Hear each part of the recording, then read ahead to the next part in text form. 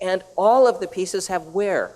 This is not like King Tut's gold. These are objects that they wore during life and were interred with when they were buried.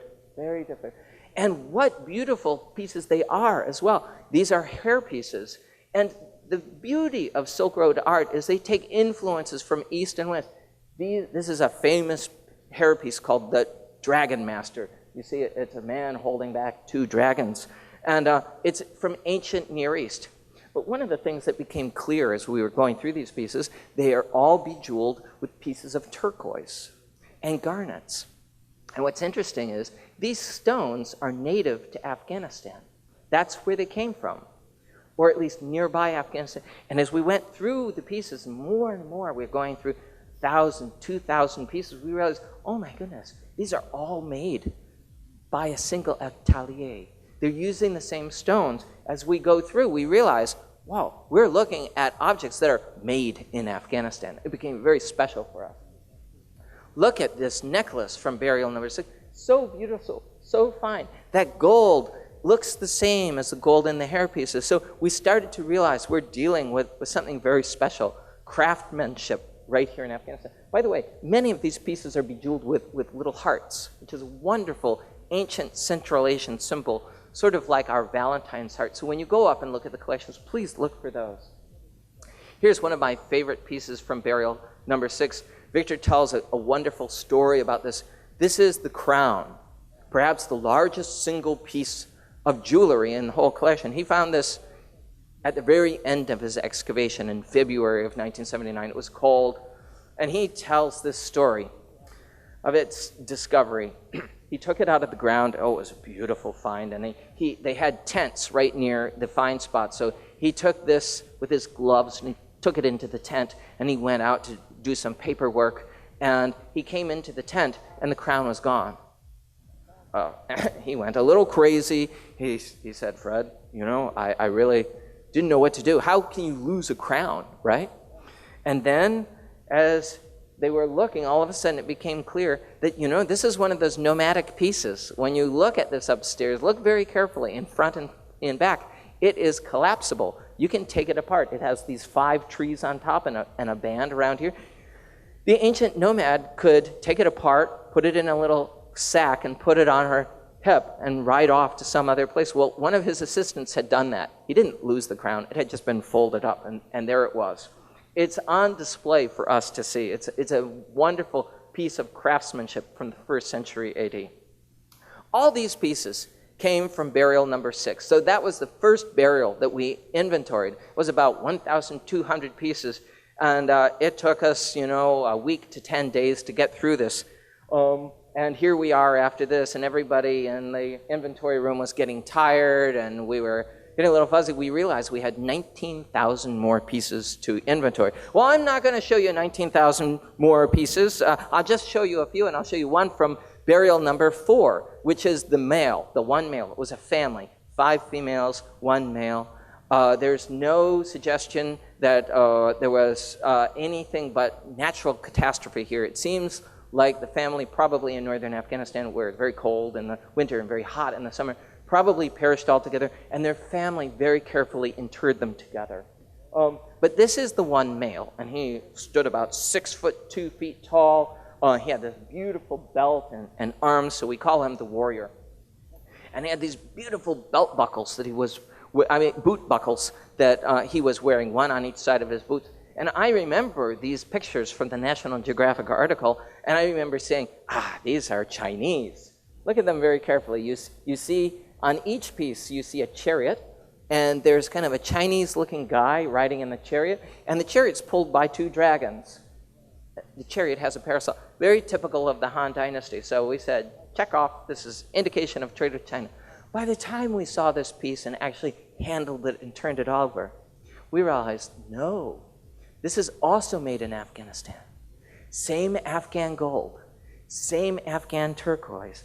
Not just one burial, but all the burials seem to have objects that were exclusively made for them in Afghanistan. True Silk Road art. That's what we're looking at. Here's another one of my favorite pieces from the collection. And please beware when I say my favorite pieces. Every day I have another favorite piece. So today we get the dagger and its sheath. It's a wonderful piece. The dagger is actually made out of iron, which in the 1st century AD would have been as valuable as gold. The hilt is made out of gold with turquoise on it, and it has Scythian or Siberian motifs of animals, snarling dragons. You can see them better in the exhibition, up and down the sheath and the handle.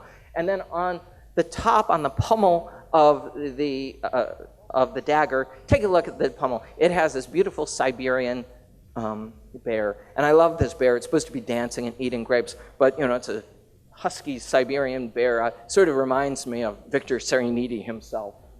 Siberian bear, right? So those are our pieces. In the end, here's the good news story.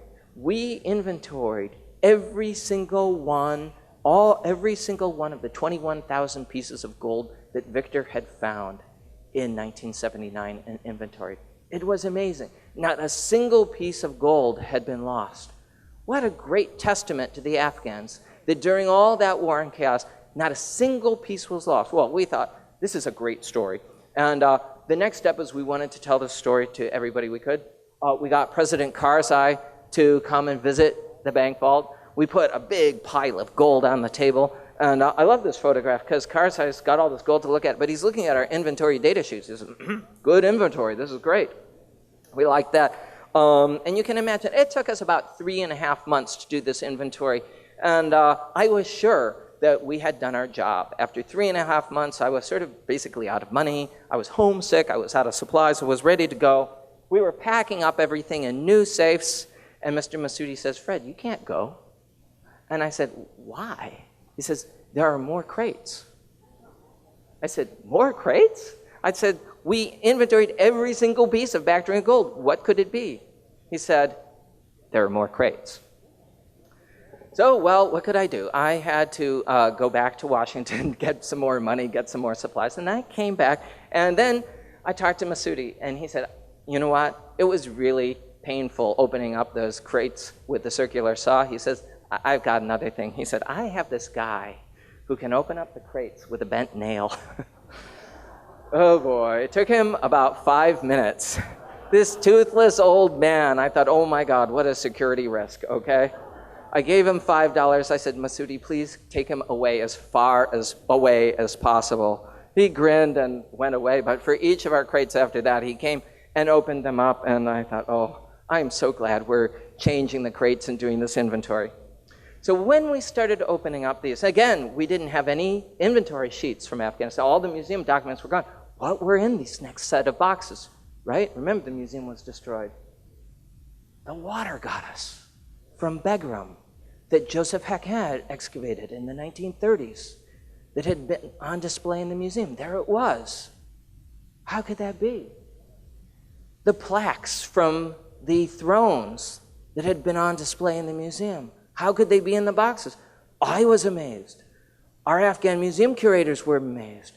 We kept opening box after box. A plaster medallion from the palace at Begram. It was saved as well. This is very fragile. You blew on it. It's made out of plaster, and the plaster sort of puffs away. So very delicate. It's wrapped up in newspaper and some in pink toilet paper, and it's sort of like, what's going on? We opened these up. Intact glass from Begram. I mean, it was delicate today, if you can imagine, 2,000-year-old glass. Intact glass. I mean, that was found in the merchant's warehouse. And here it was coming out of this newspaper and pink toilet paper. I was confused. Glass that had come all the way from Alexandria, Egypt, to Begram, to the merchant's warehouse, waiting to be exported out. And the archaeologists excavated, we found it again, and here it was. 2004, we were opening up these boxes.